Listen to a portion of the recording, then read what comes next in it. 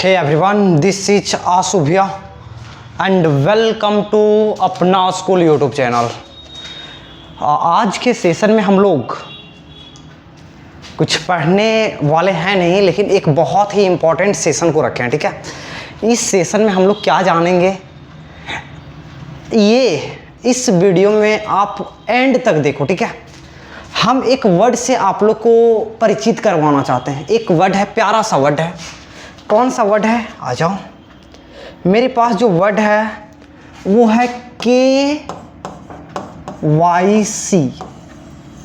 ये वर्ड से जो लोग परिचित हैं, आप लोग कमेंट में बताओ कि इसका मतलब क्या होता है, और जो नहीं परिचित हो ये हम बताएंगे। देखो, यूजुअली हम KYC कहाँ करवाते हैं। आप बोलोगे KYC हम लोग करवाते हैं आशु भैया बैंक में। पहला चीज़ बैंक में करवाते हैं, दूसरा हम लोग सिम कार्ड में, तीसरा हम लोग बैंक सिम कार्ड आधार में,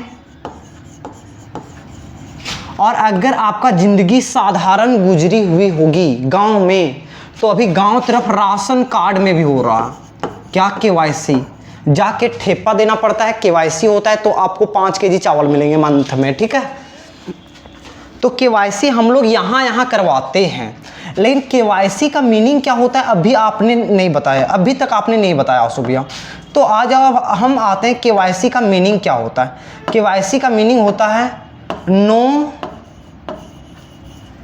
योर कस्टमर। यानी अगर बैंक वाले हम लोग से KYC करवाते हैं तो वो ये जानना चाहते हैं कि मेरे ग्राहक हैं कौन, कस्टमर के बारे में जानना चाहते हैं। नो योर कस्टमर, हमारे ग्राहक हैं कौन, हमारे ग्राहक करते क्या हैं, हमारे ग्राहक का घर कहाँ है। ठीक है, तो आज के सेशन में हम लोग देखेंगे KYC। क्या देखेंगे, KYC नहीं, KYT। इसका मतलब होता है know your teacher.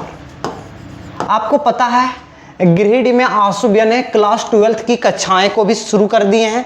Class 11th की कक्षाएं कल से शुरू कर रहे हैं। ठीक है, तो आप लोग जो है क्लास 11th में वो पढ़ना चाहते हैं, जैसे कि आशु भैया से पढ़ तो रहे हैं यूट्यूब पे, लेकिन उनको पता नहीं है आशु भैया हैं कौन, आशु भैया ने क्या क्या करके पढ़ा रहे हैं। ठीक है, तो यहाँ हम लोग क्या देखेंगे, नो योर टीचर। तो आपके जो टीचर है ना, उनका नाम क्या है, आशीष कुमार वर्मा। आशीष कुमार वर्मा। लेकिन आप लोग इतना नाम से नहीं जानते हो ना, आप लोग इनसे जानते हो ना, आशु भैया के नाम से जानते हो ना। हाँ, लड़के लोग आशु भैया के नाम से ही हमको जानते हैं, आशु भैया के नाम से ही हमको जानते हैं। ठीक है, आप लोग आशु भैया ही बताओ बोलोगे, या आशु सर से भी बोल सकते हो। ठीक है, क्या आशु भैया आप कहाँ तक पढ़े हैं, यानी पढ़ाने से पहले आप कहाँ तक पढ़े हैं, या बिना पढ़े लिखे पढ़ा रहे हैं। तो आशु भैया ने MSc भी किए हैं, आशु भैया BEd भी आपके किए हैं, आशु भैया ने आपके CTET भी क्वालिफाई किए हैं, आशु भैया आपके STET भी क्वालिफाई हैं। यानी 11 और 12th को पढ़ाने के लिए जो योग्यताएं सरकार मांगते हैं, वो सभी योग्यताओं को आपके आशु भैया ने फोड़ के आया है। वो सभी योग्यता को आपके आशु भैया ने फोड़ के आया है, उसके बाद पढ़ा रहे हैं। Got it. बहुत लोग को, जैसे कि मेरा एज प्रॉब्लम है, बहुत लोग को ये एज में लगता है कि कहीं झूठ में तो नहीं बोल रहे हैं। बालक ये देखो, ये मेरा CTET का सर्टिफिकेट है, ये मेरा CTET का सर्टिफिकेट है, इसीलिए मेरे पास यहाँ प्रूफ भी है। आप देख रहे होगे यहाँ नाम क्या है, आशीष कुमार वर्मा। ये आपको मेरा फोटो दिख रहा होगा, लॉकडाउन के समय का था, बाल उल नहीं कटवा पा रहे थे। ये आप लोग देखो क्या है, क्वालिफाइड है ना, 150 में 98 मार्क्स स्कोर किए हैं बालक। ये आपके क्या हैं, CTET हैं। आप पूछोगे STET आप क्वालिफाइड हो या नहीं, आप STET क्वालिफाइड हो या नहीं। देखो यहाँ भी नाम देख लो, क्या है, आशीष कुमार वर्मा है ना, ये आपके आशु भैया हैं।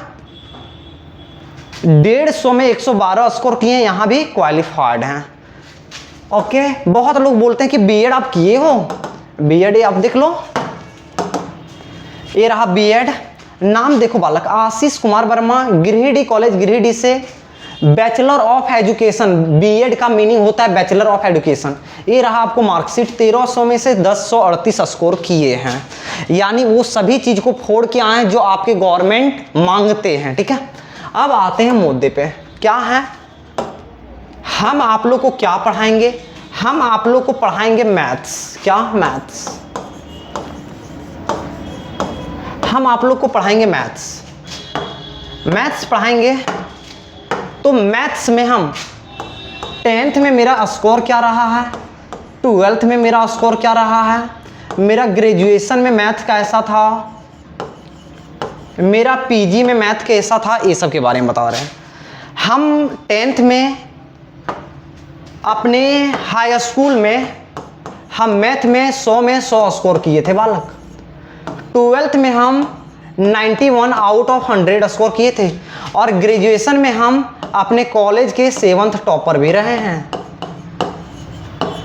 10th हम 2014 में दिए थे, ये हम 2016 में दिए थे, ये हम 2019 में दिए थे। ये मेरा था हाई स्कूल बदडीहा, झारखंड धाम, झारखंडी के पास है बदडीहा, वहाँ से हम 10th किए। 12th हम किए हैं इंटर साइंस कॉलेज हजारीबाग, और ग्रेजुएशन हम किए हैं सेंट कोलंबस कॉलेज।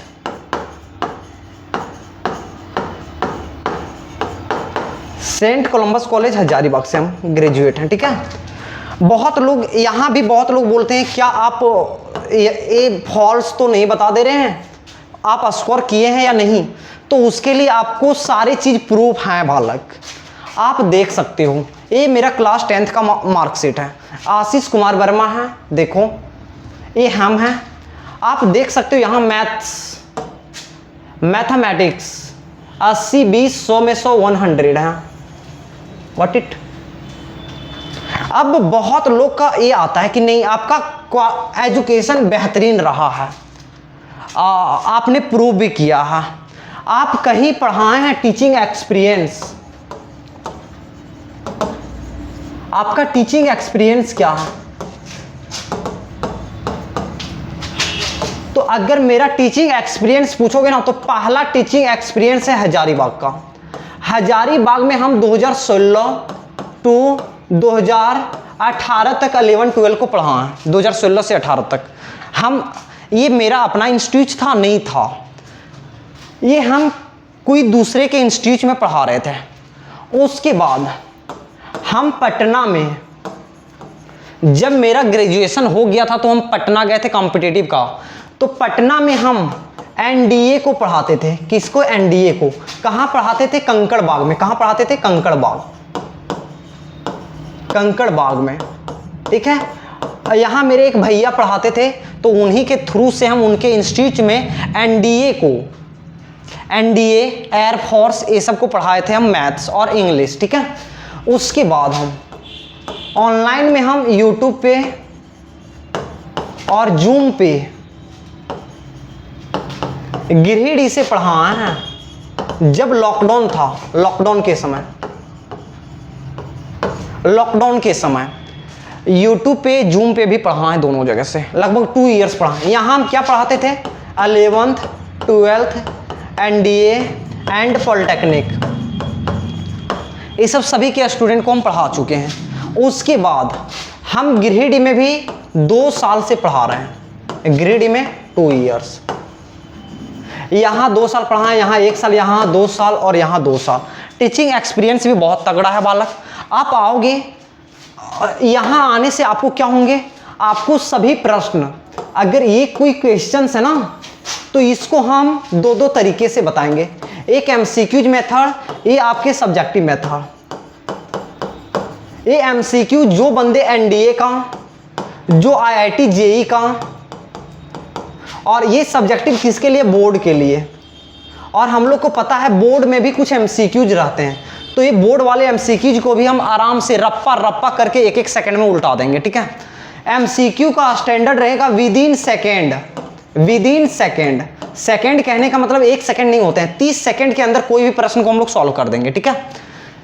अब आता है कि आपके बैच क्या क्या है। हम अभी गिरिडीह में 11th का है बैच मेरे पास 12th का है, मेरे पास एनडीए का है, 3 बैच मेरे पास रनिंग है। 11th का बैच आने वाला है, अपकमिंग है। क्या अपकमिंग है? ये एक 8 से 9 है सुबह में, एक 10 से 11 है सुबह में। ये दोनों आने वाले हैं। ये कल से शुरू हो रहा है। कब से? कल से। ये 1-2 दिन के बाद होंगे। ये बैच फुल होगा, उसके बाद ये वाला बैच शुरू करेंगे, ठीक है। तो एक अपकमिंग, ये तो कल से शुरू होगा। ये 10 से 11 आने वाले हैं। अगर आप 12th के देखोगे तो मेरे पास 9 से 10 AM मॉर्निंग में है ये, और एक है 3 से 4 AM सॉरी PM, 3 से 4 PM ये शाम में है 2 बैच। एनडीए के बैच हैं मेरे पास 2 से 3, एनडीए के बैच हैं मेरे पास 2 से 3, ठीक है। अगर आपको मैथ्स बेहतरीन पढ़ने हैं, आपको प्लेलिस्ट में डेमो का वीडियो दिया है, आप डेमो का वीडियो प्लेलिस्ट में जाके देखो, लगेगा कि मैथ पढ़ रहे हैं, मैथ को जी रहे हैं। आपको जिसको मैथ पढ़ने हैं, आप इस नंबर पे कॉल कर सकते हैं 9709244867। आपको आने कहाँ है? आपको गिरिडीह आने हैं। गिरिडीह में एकदम बरगंडा चौक पे है, बरगंडा चौक। आंसू भैया का इंस्टीट्यूट यहीं है, ठीक है। हाँ, आंसू भैया को इतना चाहते लोग क्यों हैं? मेन चीज़ ये चीज़ आता है। आंसू भैया, आप गिरिडीह में बहुत कम समय हुआ है, आपके पास स्टूडेंट खचाखच भरे हैं बैच में, तो ये क्या चीज़ इम्पैक्ट क्या आप छोड़ें जो स्टूडेंट ऐसे भर रहे हैं आपके पास। तो आंसू भैया के पास, जैसे कि आप कहीं भी जाओगे ना, तो आपको बोलेगा फॉर्मूला को रट लो, और रट नहीं तो याद कर लो। आपको फॉर्मूले को रटवाया जाता है या याद करवाया जाता है ना। हम फॉर्मूले को कभी नहीं बोलेंगे रट लो, कभी नहीं बोलेंगे याद कर लो। हम फॉर्मूले के लिए एक रामबाण देंगे आपको। क्या? रामबाण ये क्या है? ये रामबाण को हम लोग प्यार से बोलते हैं आंसू भैया का निमोनिक्स। आंसू भैया का निमोनिक्स।